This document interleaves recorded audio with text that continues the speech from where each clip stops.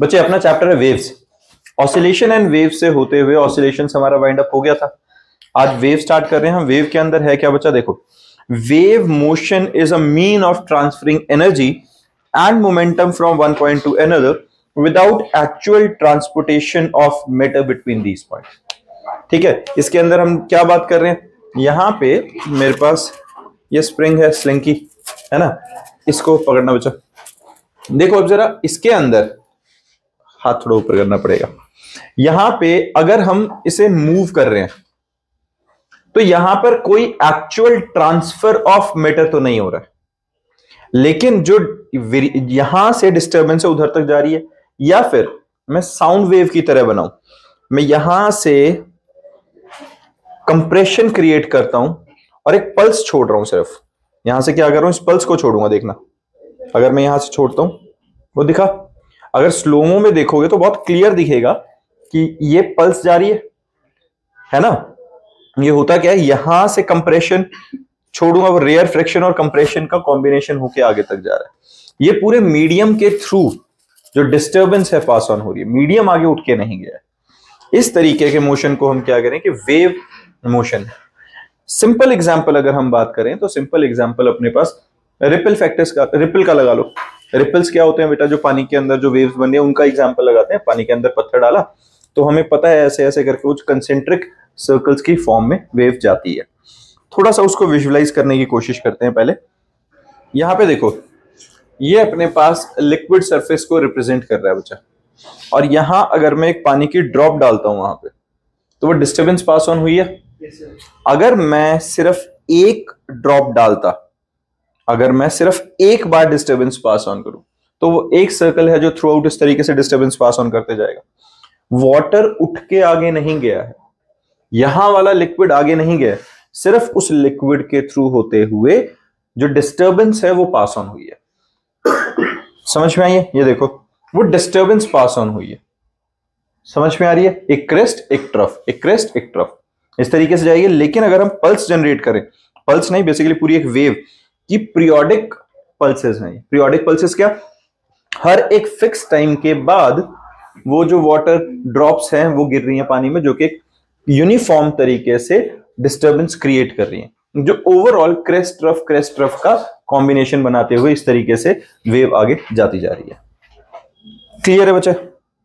इसी तरीके से अगर हम साउंड की बात करें, देखो स्पीकर में से साउंड आता है, पता है कंसेप्ट क्या है साउंड का? सीधा सा है भाई, वही जो कंप्रेशन और रेयर फ्रिक्शन वाला 9th क्लास में हमने साउंड पढ़ा हुआ है कि एग्जैक्टली किस तरीके से होता है। जो मीडियम है उसके अंदर कंप्रेशन, रेयर फ्रिक्शन, ऐसे ऐसे करके डिस्टर्बेंस पास ऑन होता है। अगर हम एक सिंगल पल्स जनरेट करते हैं तो एग्जैक्टली जैसे अपने लिक्विड के अंदर हुआ था, वाटर के अंदर हुआ था, उसी तरीके से एयर में वो पल्स जनरेट हुई के गई आगे, क्रेस्ट और ट्रफ बना अपना। और इसी में अगर मैं पीरियोडिक पल्सेस दूं, पीरियोडिक पल्सेस मतलब एग्जैक्टली हर एक सर्टेन टाइम के बाद डिस्टर्बेंस आ रही है, तो वो क्रेस्ट ट्रफ बनता जा रहा है कि नहीं? ये समझ में आ रहा है? ऐसे ही अगर हम लाइट के साथ करें, अगर लाइट के साथ करते हैं तो इस तरीके से लाइट जा रही है, वही सेम बिल्कुल। अगर मैं वही इसको यूनिफॉर्म हर एक पीरियोडिक टाइम के बाद, एक सर्टेन फिक्स टाइम के बाद अगर हम बार बार पल्स भेजते जाएंगे तो इस तरीके से हमारी लाइट ट्रैवल करती है। क्लियर है? अब कोई कहे हमें तो लाइट ऐसे नहीं दिख रही है, वो नहीं दिख रही है क्योंकि स्पीड बहुत ज्यादा है, हम उसकी वेवलेंथ फ्रीक्वेंसी इतनी हाई फ्रीक्वेंसी है कि हम और उन वाइब्रेशंस को डिटेक्ट नहीं कर सकते। ठीक है, अदरवाइज लाइट ट्रैवल इसी तरीके से कर रही है, क्रेस्ट ट्रफ की फॉर्म में हमारे पास सीधा सा दिख रही है हर बार। ये बात समझ में आ रही है? अब अगर मैं इसके कलर चेंज करूं, फर्क कुछ नहीं पड़ेगा, फर्क पड़ेगा फ्रीक्वेंसीज का।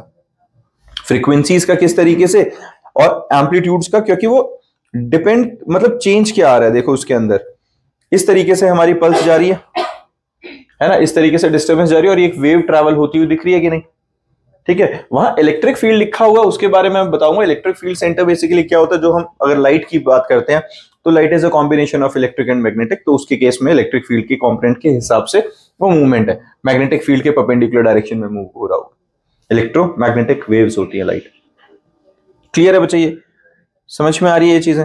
अगर मैं एम्पलीट्यूड बढ़ाता हूं तो हमारे पास वेव का जो एम्पलीट्यूड है वो पल्सेस का जो एम्पलीट्यूड है, डिस्टर्बेंस है, वो इंक्रीज होएगा हल्का फुल्का।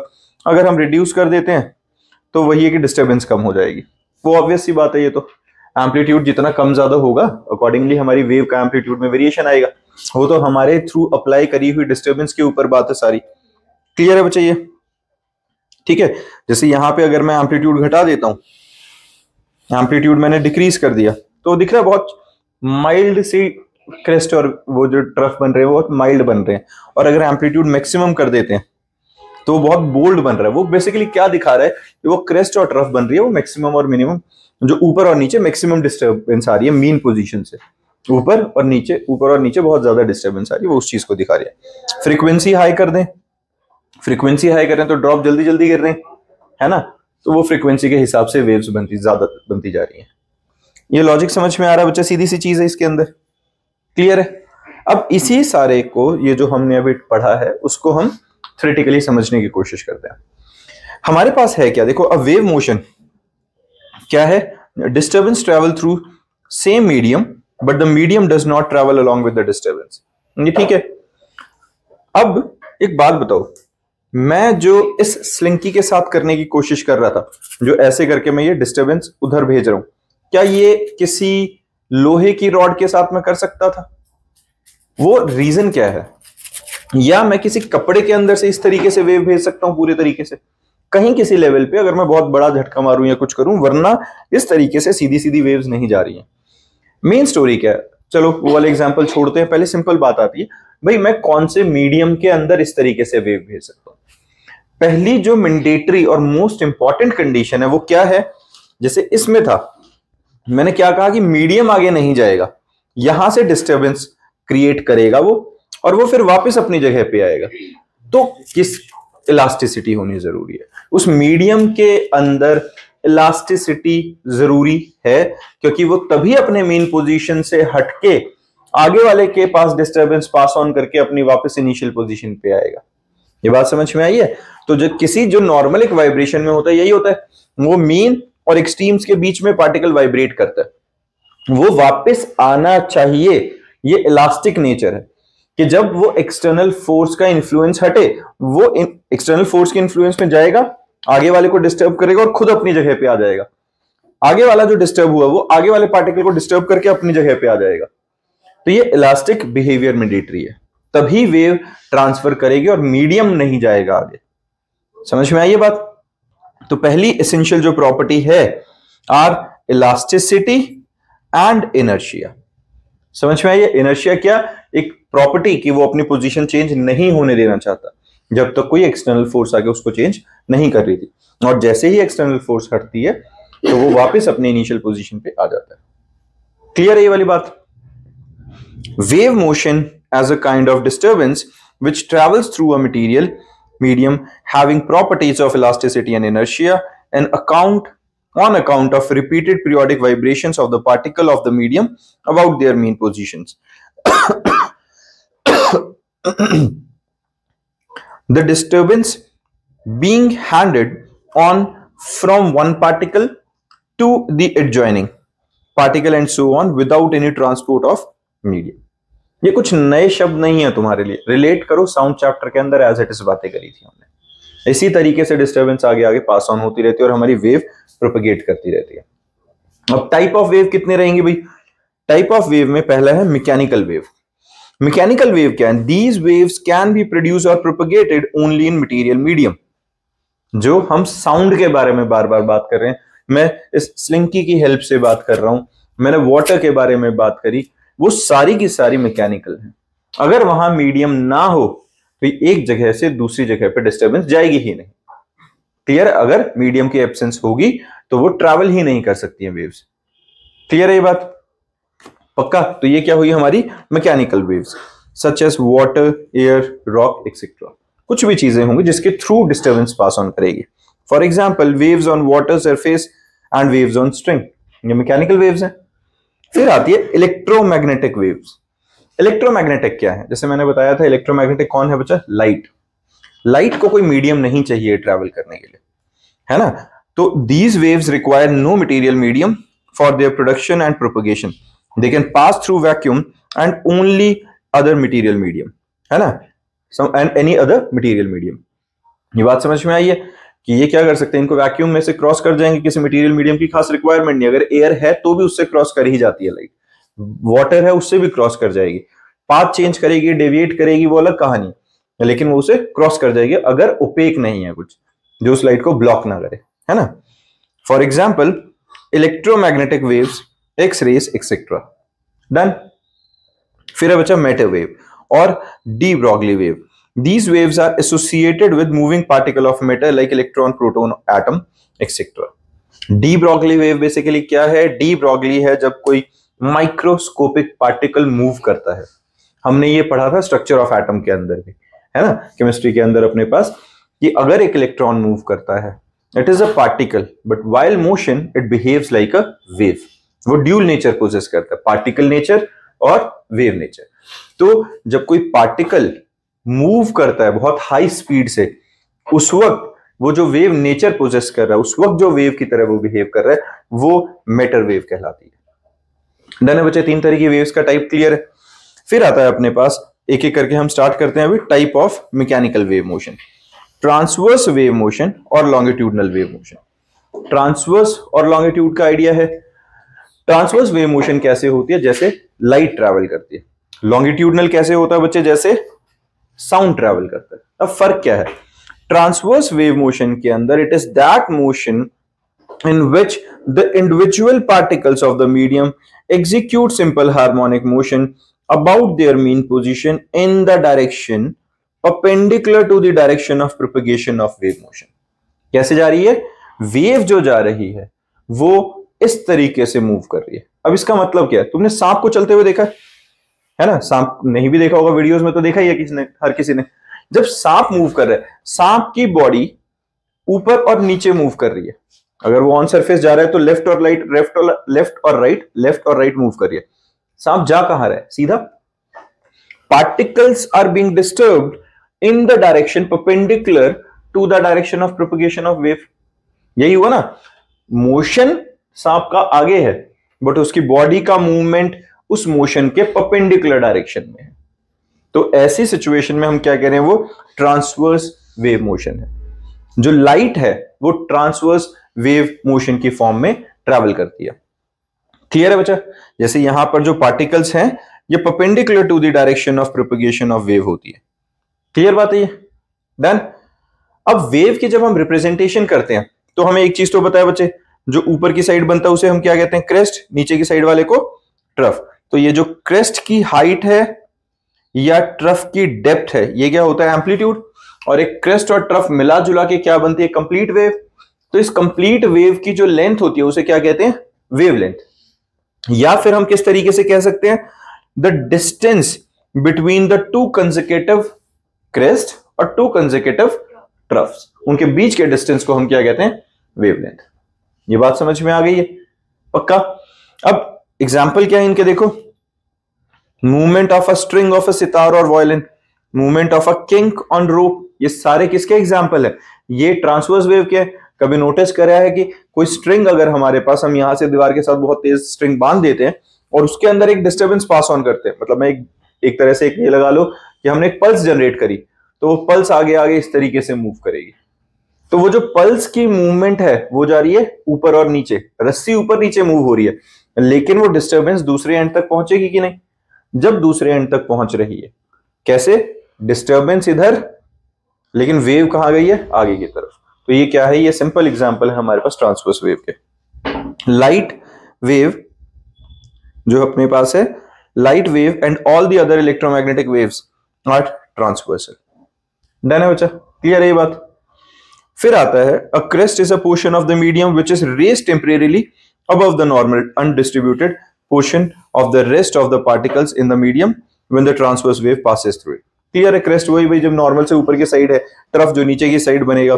A trough is a portion of the medium which is depressed temporarily below the normal undistributed position of the rest of the particle of the medium when the transverse wave passes through it. Clear बात है ये तो? फिर आता है देखो, for propagation of transverse wave the material medium must possesses the following 4 characteristics. कौन कौन सा है? पहला इलास्टिसिटी, वो हमने पहले भी डिस्कस किया है, so that the particle return to their mean position. क्योंकि अगर इलास्टिसिटी ना हो तो पार्टिकल डिस्टर्ब हो और वहीं रह जाएगा, तो इलास्टिसिटी के ही इन्फ्लुएंस में वो वापस अपनी मीन पोजीशन पे आएगा। नेक्स्ट है inertia. So the particles can store energy and overshoot there mean position. Inertia पता है सबको क्या होती है? इट इज द प्रॉपर्टी, है ना, by virtue of which it resist the change in state of motion. तो अगर एक बार हमने डिस्टर्बेंस कर दी, वो एक्सट्रीम पे गया, अब उसके अंदर एनर्जी स्टोर है, इलास्टिसिटी की वजह से वापस आएगा, लेकिन इस मीन पोजीशन को ओवरशूट कर जाएगा। ये बात समझ में आई है? फिर है minimum friction, so that minimum energy is lost, है ना। अगर फ्रिक्शन ज्यादा होगा तो ऑब्वियसली बात है वेव बनेंगे भी तो बहुत जल्दी खत्म हो जाएंगे। फिर है हमारे पास मीडियम इज आइसोट्रॉपिक। आइसोट्रॉपिक का मतलब क्या हुआ भी? हर तरफ एक ही समान होना चाहिए। ऐसा ना हो कि जैसे अब हम मान लो साउंड वेव की बात करें, अगर यहां साउंड क्रिएट हो तो अगर एक तरफ मीडियम की डेंसिटी अलग है, एक तरफ अलग है, तो जो प्रोपेगेशन ऑफ साउंड है वो अलग अलग डायरेक्शन में अलग अलग ढंग से जाएगा फिर तो, है ना।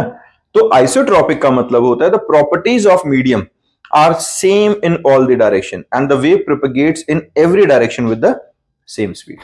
क्लियर है ये? तो ये 4 मैंडेटरी कैरेक्टरिस्टिक्स हैं, 4 हमारे पास मैंडेटरी रिक्वायरमेंट है जो मीडियम के अंदर होनी चाहिए वेव के ट्रैवल के लिए। डन है बच्चा? फिर आता है अपने पास लॉन्गिट्यूडनल वेव। अब लॉन्गिट्यूडनल वेव में देखो क्या होता है।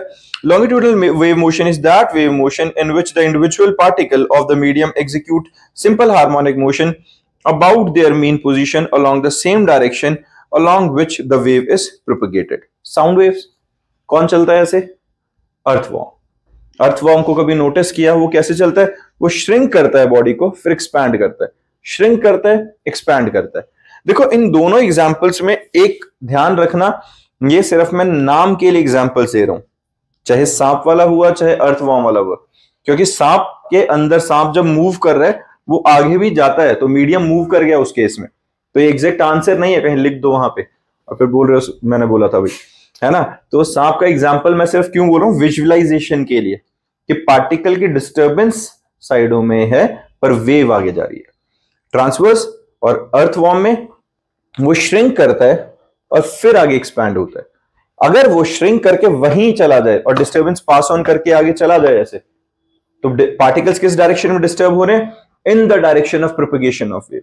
जिधर को वेव जा रही है उसी उसके पैरेलल डायरेक्शन में प्रोपेगेट कर रहे हैं, एक मीन पोजीशन के अलोंग इधर उधर। तो इस मोशन को हम क्या कहते हैं बच्चा? Longitudinal wave motion.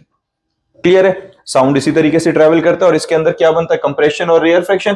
कंप्रेशन जब पार्टिकल्स बहुत क्लोज हैं, रेयर फ्रिक्शन जब वो एक्सपैंड करते हैं, दूर दूर होते हैं, फिर आगे डिस्टर्बेंस पास ऑन करके अपने मीन पोजीशन पे आते हैं, आगे वाले कंप्रेस होंगे, फिर वो एक्सपेंशन की फॉर्म में आएंगे, आगे डिस्टर्बेंस पास करेंगे, मीन पोजीशन पे आएंगे।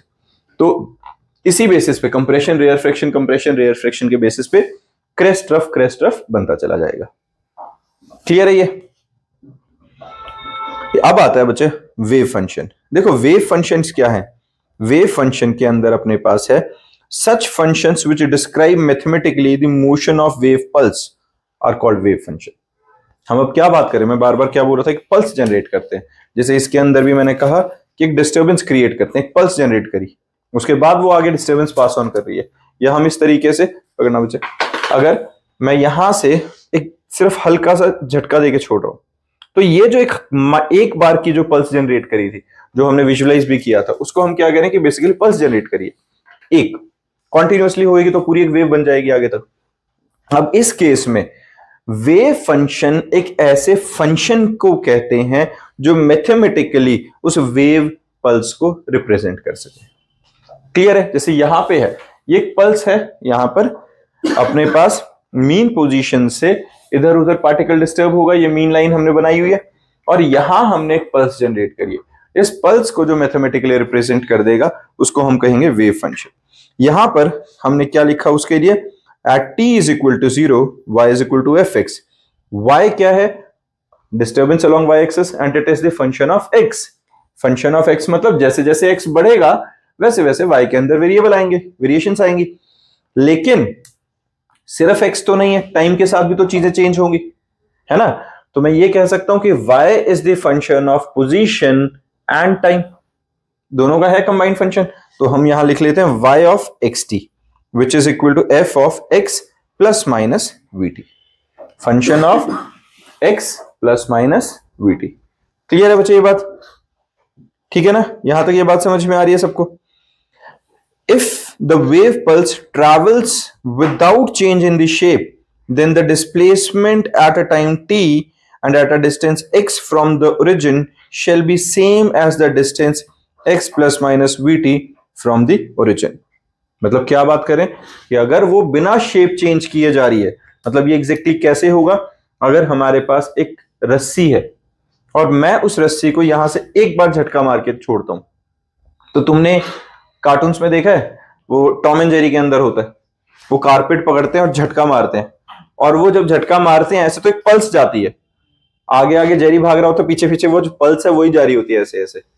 देखा है ना, नोटिस किया है? ये एग्जैक्टली क्या हो रहा है कि जो एक पल्स जनरेट करी, वो पल्स बिना अपना शेप चेंज किए वो कॉन्टिन्यूसली ट्रैवल कर रही है कि नहीं? ऐसा ही होता है। अब अपने पास है बच्चा पीरियोडिक वेव फंक्शन। अभी हमने क्या बात करी? वेव फंक्शन की। अब periodic wave function, periodic wave function का मतलब वही जो हमारे पास पल्स थी उसको बार बार एक सर्टेन टाइम पीरियड के बाद रिपीट करेंगे। अगर यही पल्स जो वेव पल्स है ये बार बार रिपीट होगी तो हमारे पास इस टाइप से कुछ जनरेट हो जाएगा, है ना? एक हर सर्टेन टाइम के बाद वो पल्स खुद को रिपीट कर रही है। ये बात समझ में आ गई है? क्लियर है? हमने जो ये बात करी थी ये क्लियर हो गया था सबको? y of x t is equal to f of x plus minus v t, वो खुद को एक सर्टेन टाइम के बाद रिपीट करेगी एज इट इज वो पल्स, अगर वो बिना कुछ चेंज आए उसमें मूव कर रही थी तो। अब पीरियोडिक वेव फंक्शन के अंदर हमारे पास वही पल्स है लेकिन वो हर एक सर्टेन टाइम पीरियड के बाद खुद को रिपीट कर रही है। मतलब एक पल्स ट्रैवल कर रही है, पीछे पीछे एक सिमिलर और पल्स उसे फॉलो कर रही होगी, और ऐसे ही कंसेक्यूटिव मल्टीपल पल्सेस चलती जाएंगी कि नहीं? ये हमारे पास है periodic wave function. A periodic wave function represents a periodic wave, that is a wave which repeat itself after a fixed interval of time or after fixed distance। Clear है? Let us consider a string of OA। ये हमारे पास क्या है? ये जो एक string है, ठीक है, OA, एंड एक जगह से हमने उसको क्या किया हुआ है? Fixed at and A। इस जगह पे वो फिक्स है, यहां से मूवेबल पार्ट था जहां से हम एक पल्स जनरेट करेंगे। If v is the velocity of the pulse along with the string, lambda is equal to distance between two successive wave। lambda हमारे पास क्या है? दो successive waves के बीच का जो distance रहेगा, ठीक है, periodic length और wave length। और lambda की वैल्यू क्या आएगी? vt। distance क्या होता है? velocity into time। तो जो t है it is the time between the two pulses, velocity जिसके साथ वो pulse move कर रही है, तो wave length कितनी हुई? velocity into time। y of xt is equal to f of x plus minus vt। यही थी हमारी जो पल्स थी, y of x plus n lambda t। ये क्या बात कर रहे हैं हम? y of x plus n lambda। इसका मतलब क्या हुआ? 1 लैम्डा हो, 2 लैम्डा हो, 3 लैम्डा हो, जितनी मर्जी वेवलेंथ ऐड करते जाओ, हर बार वो सेम तरह की सिचुएशन पे पहुंचेंगे कि नहीं? ये बात समझ में आ रही है? जैसे एग्जैक्टली एक वेव खत्म होती है तो दूसरी वेव एज इट इज पहले वाले का रेप्लिका ही आता है। ये खत्म होगी तो as it is same situation repeat होगी। पीरियोडिक वेव फंक्शन का मतलब ये हुआ। तो अगर हम एक सर्टेन डिस्टेंस जो कि n लैम्डा टाइम्स हो, x प्लस n लैम्डा अगर हम करेंगे तो हर उस n लैम्डा डिस्टेंस के बाद वो खुद को रिपीट ही करेगी वैल्यू। डन है? तो y ऑफ x t का ये इक्वल रहेगा। ये बात समझ में आई है? पक्का आकाश? अब है harmonic wave function. Harmonic wave functions क्या थे बच्चा? Wave functions which represent harmonic waves. हमने पहले एसएचएम के अंदर भी ये पढ़ा था, जो अपना सिंपल ऑसिलेशन था उसके अंदर हमने क्या डिस्कस किया था कि हार्मोनिक फंक्शंस कौन से हैं या हार्मोनिक ऑसिलेशंस कौन से थे जो हार्मोनिक फंक्शंस के थ्रू रिप्रेजेंट किए जा सके। तो यहां पर हार्मोनिक वेव्स में the trigonometric functions of sine और कोसाइन रिप्रेजेंट्स हार्मोनिक मोशन। अपने को पता है ये वाला पार्ट है ना कि जो ट्रिग्नोमेट्रिक फंक्शंस है साइन कोसाइन यही हार्मोनिक फंक्शंस होते हैं, तो यही हार्मोनिक वेव को रिप्रेजेंट करेंगे। In general, the formula of wave function we replace by sine cosine and the argument vt minus x by 2 pi by lambda vt minus x। ये लिखो, क्या बात कर रहे हैं हम? जो हमारे पास वेव की रिप्रेजेंटेशन है वहां पर हम क्या करेंगे बच्चा? जो हमारे पास इन जनरल फॉर्म जो वेव है वी रिप्लेस f जो फंक्शन है ना, क्योंकि लिख रहे थे हम बार बार, क्या लिख रहे थे यहाँ पे, एफ ऑफ एक्स की फॉर्म में लिख रहे थे वहां पे, है ना। ये जो एफ है इसको हम किससे रिप्लेस कर देंगे, साइन या कॉस से। और जो हमारे पास, हम क्या बात कर रहे हैं, इस फंक्शन की जगह क्या लिखेंगे, साइन या कॉस, क्योंकि फंक्शन कोई स्पेसिफिक बता दिया ना, अब हमने हार्मोनिक फंक्शन है तो ट्रिग्नोमेट्रिक हो गया, जिसके अंदर साइन या कोसाइन फंक्शन रहेंगे। और जो x प्लस माइनस वीटी है, इसकी जगह पे हमारे पास क्या आएगा, 2 pi by lambda times VT minus x. तो ये हमारे पास हार्मोनिक वेव की रिप्रेजेंटेशन हो गई है। क्लियर है, सीधा सीधा याद रखेंगे ये वाला पार्ट। फिर आता है अपने पास to give it the dimensions of angle. Hence, general harmonic wave function can be represented as, क्या है जनरल, ये देखो बच्चे, जनरल हार्मोनिक वेव फंक्शन जो है y of xt can be represented by r sin 2 pi by lambda vt minus x plus phi naught। ये लिखो बच्चे साथ में, ये हमारे पास क्या है, जनरल हार्मोनिक वेव फंक्शन। और ये जनरल हार्मोनिक वेव फंक्शन के अंदर y क्या रहेगी बच्चा, displacement of the particle at time t, r maximum displacement of the particle, that is amplitude, v velocity of the wave, lambda wavelength of the wave, phi naught initial phase of the wave। Clear है ये, ठीक है। y of xt को और क्या लिख सकते थे, r cos 2 pi by lambda vt minus x plus phi naught, क्योंकि साइन और कोसाइन दोनों ही हार्मोनिक फंक्शन है, किसी की भी फॉर्म में मैं उसे रिप्रेजेंट कर सकता था, ठीक है। To check that the harmonic wave function is periodic in x, we calculate y when x is replaced by x plus lambda। अब इस बात पे ध्यान दो, मैंने क्या बोला यहां पे, to check that the harmonic function is periodic in x, मतलब periodic दो तरीके से होता है, कैसे, एक certain टाइम के बाद रिपीट करे या एक certain डिस्टेंस के बाद खुद को वो फंक्शन, वो जो बेसिकली पल्स है वो रिपीट करे, तो एक वेव बनती जाएगी। तो अगर हमारे पास, हमें देखना है कि हार्मोनिक वेव फंक्शन पीरियोडिक है डिस्टेंस की टर्म्स में, तो हम उस डिस्टेंस को अगर x प्लस लेमडा से रिप्लेस कर दें, तो by the definition of periodic function वो function as it is same आ जाना चाहिए जितना सिंपल x के लिए था। यही हुआ ना कि x प्लस लेमडा के बाद भी वो function same as it is, जैसा पहले फंक्शन था उतना ही, उसी वैल्यू के बराबर आ जाना चाहिए, ठीक है। तो हम क्या करें, y of x plus lambda t अगर मुझे निकालना है, तो मैं क्या कर रहा हूं, r sine 2 pi by lambda vt minus x minus lambda हुआ। यहां पे किसी को परेशानी, मैंने क्या किया, सिर्फ जो हमारे पास यहां पर vt माइनस x और यहां था, तो हमने vt जो x है, x की जगह मैंने क्या लिख दिया बच्चा, x को हमने रिप्लेस किया x प्लस लेमडा से। यहां पर x को किससे रिप्लेस किया, x प्लस लेमडा से, तो माइनस x माइनस लेमडा बन गया कि नहीं, plus phi naught as it is, r sine 2 pi by lambda vt minus x। अब मैं क्या कर रहा हूं, ध्यान से देखो, ब्रैकेट ओपन करते हैं, 2 pi by lambda into vt minus x, 2 pi by lambda into lambda, lambda lambda cancel out हो गए। ये पता चल रहा है मैं क्या बोल रहा हूं, हमने यहां पर सिंपल ब्रैकेट ओपन किया है, r sine 2 pi by lambda times vt minus x minus 2 pi by lambda times lambda plus phi naught. Lambda lambda cut गया, ये बात समझ में आई है। तो इसी में हमारे पास वैल्यू आ गई है 2 pi by lambda VT minus x minus 2 pi plus phi naught. Done है।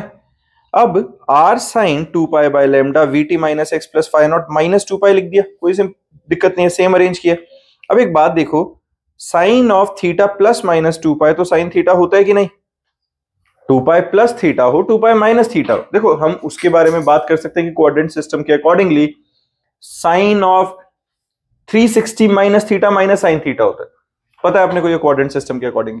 लेकिन अगर हम सिर्फ मैग्नीट्यूड की बात करें यहां पे, तो 360 के रेफरेंस लाइन में जब हम कोऑर्डिनेट सिस्टम बनाते हैं तो ये 2 पाई को रिप्रेजेंट करता है, ये वाला पॉइंट है जो, और ये वाली लाइन है।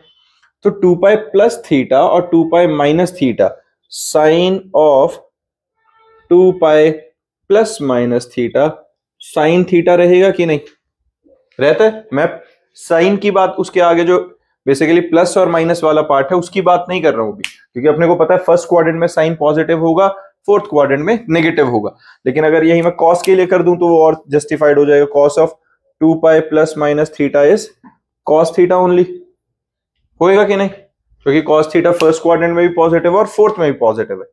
क्लियर है ये बात? अगर मैं प्लस माइनस की बात ना करूं तो मैग्नीट्यूड वाइज दोनों इक्वल रहेंगे कि नहीं? तो मैंने यहां पर ये जो अपने पास बन रहा था 2π माइनस थीटा की जगह, अब ये पूरा साइन ऑफ थीटा बन जाएगा कि नहीं? As it is r sine 2π by lambda v t minus x plus phi naught बना कि नहीं? ये पता चला है 2π कहां चला गया? Sine of 2π plus minus theta is equal to sine theta, this is the theta. तो हमने एज इट इज इसको लिख दिया, डन है। पर ये तो एज इट इज फंक्शन बन गया हमारा y ऑफ एक्स टी। यहां से हमें पता चल गया कि जो हमारे फंक्शन की वैल्यू थी वो as it is x plus lambda के बाद भी खुद को रिपीट करी और सेम वैल्यू आ रही है। इसका मतलब ये पीरियोडिक फंक्शन हो गया इन टर्म्स ऑफ डिस्टेंस। क्लियर है ये बात आरुष? पक्का सबको समझ में आ रहा है हरमन रुचा?